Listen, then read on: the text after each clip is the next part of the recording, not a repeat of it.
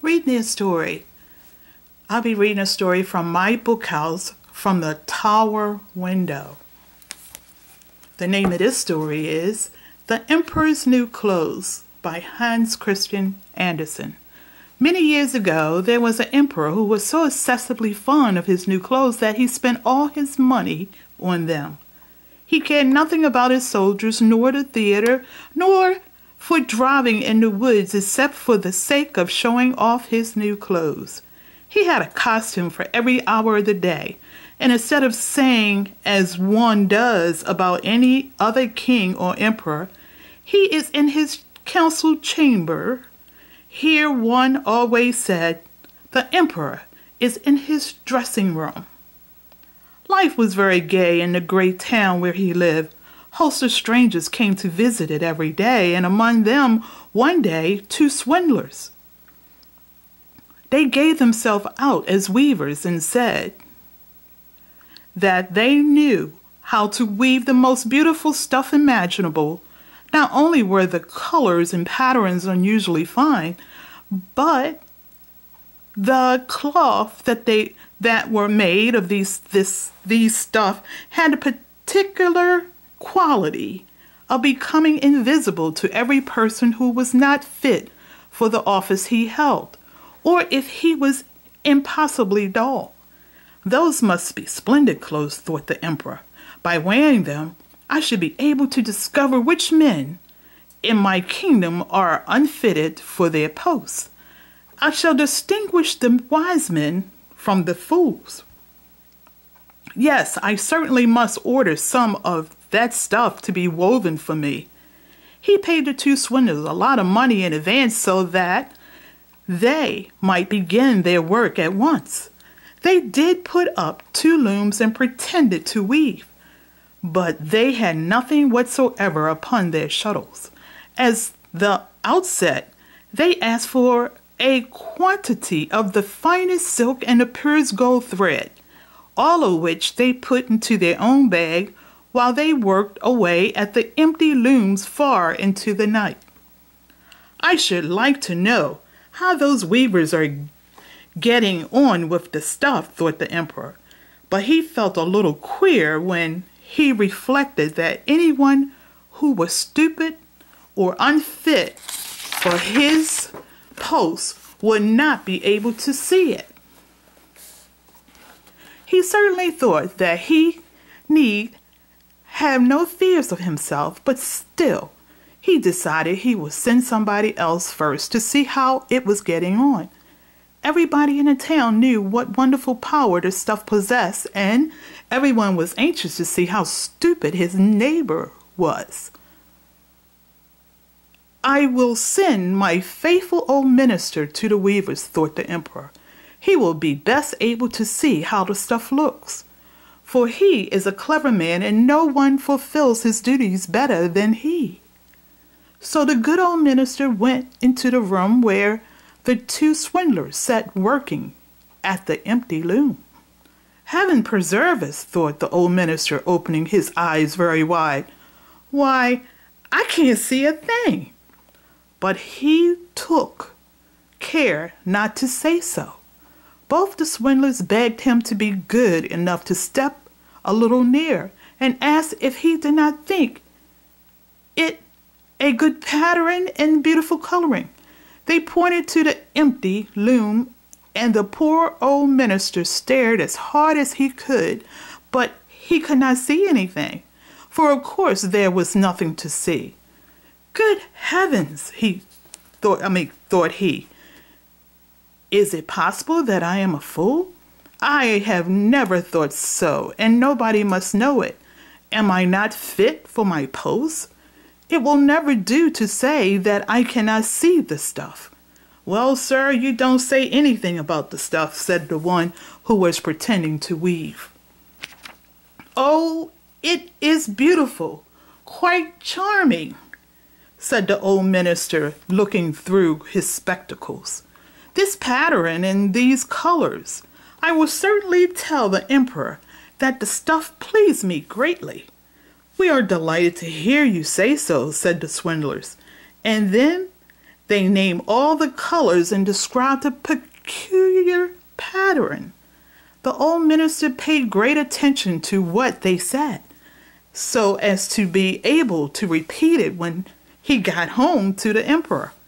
Then the swindlers went on to demand more money, more silk, and more gold to be able to proceed with the weaving. But they put it all into their own pockets. Not a single string was ever put into the loom, though they went on weaving as before.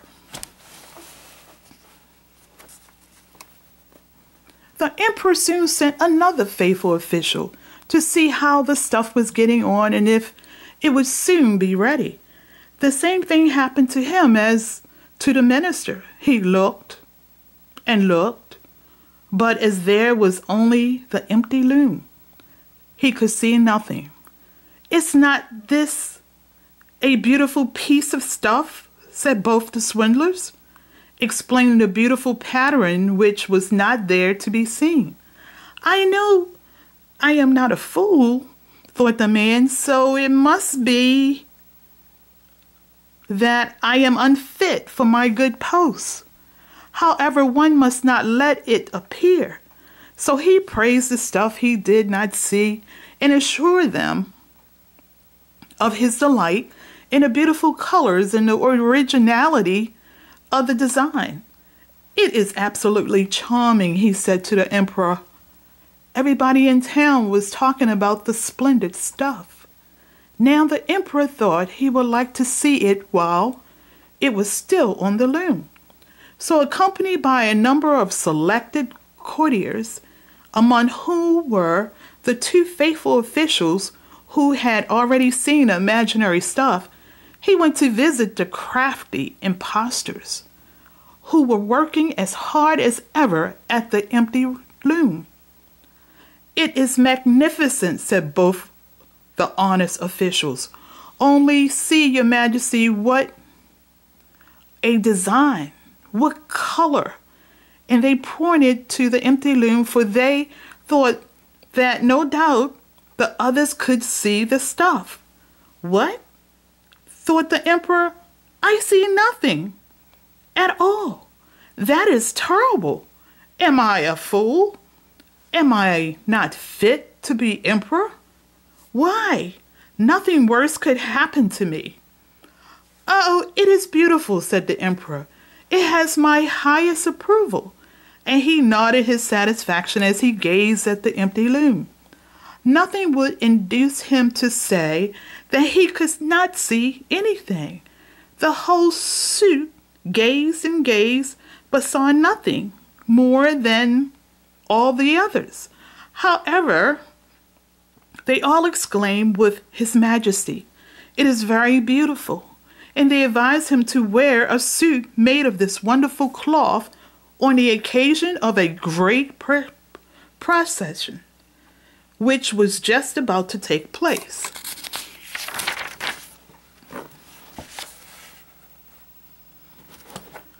"It is magnificent, gorgeous, excellent," went from mouth to mouth. They were all equally delighted with it. The emperor gave each of the robes an order of knighthood to be worn in their buttonholes and the title of gentlemen weavers. The swindlers sat up the whole night before the day on which the procession was to take place, burning 16 candles so the people might see how anxious they were to get the emperor's new clothes ready. They pretended to take the stuff off the loom. They cut it out in the air with a huge pair of scissors, and they stitched away with needles without any thread in them. "At last," they said, "now the emperor's new clothes are ready." The emperor, with his grandest courtesy, went to them himself, and each of the swindlers raised one arm in the air as if he were holding something and said, "See, these are the trousers. This is the coat. Here is the mantle," and so on. It was as light as a spider's web. one might think one had nothing on, but that is the very beauty of it. Yes, said all the courtiers, but they could not see anything, for there was nothing to see. Will your Emperor Majesty be graciously pleased to take off your clothes, said the impostors, so that we may put on the new ones along here before the great mirror. The emperor took off his clothes, and the impostors pretended to give him one article of dress after the other of the new one, which they had pretended to make. They pretended to fasten something around his waist and to tie on the train, and the emperor turned round and round in front of the mirror. How well His Majesty looks in the new clothes! How becoming they are! Cried all the people round. What a design, and what colors! They are most gorgeous robes. The canopy is waiting outside, which is to be carried over your Majesty in the procession, said the master of ceremonies. Well, I am quite ready, said the emperor. Don't the clothes fit well? And then he turned around again in front of the mirror.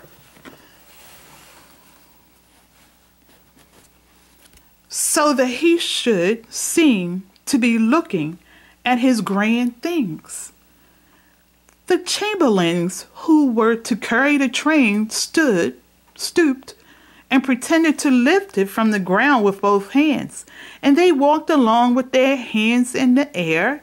They dared not let it appear that they could not see anything. Then the emperor walked along in the procession under the gorgeous canopy, and everybody in the streets and at the windows exclaimed, "How beautiful the emperor's new clothes are! What a splendid train! And they fit to perfection." Nobody would let it appear that he could see nothing, for then he would not be fit for his post, or else he was a fool. None of the emperor's clothes had been so successful before, but he have got nothing on, said a little child. Oh, listen to the innocent, said its father, and one person whispered to the other what the child had said. He has nothing on. A child says he has nothing on. But he has nothing on, at last cried all the people. The emperor writhed, for he knew it was true. But he thought the procession must go on now, so he held himself stiffer than ever, and the chamberlains held up the invisible train.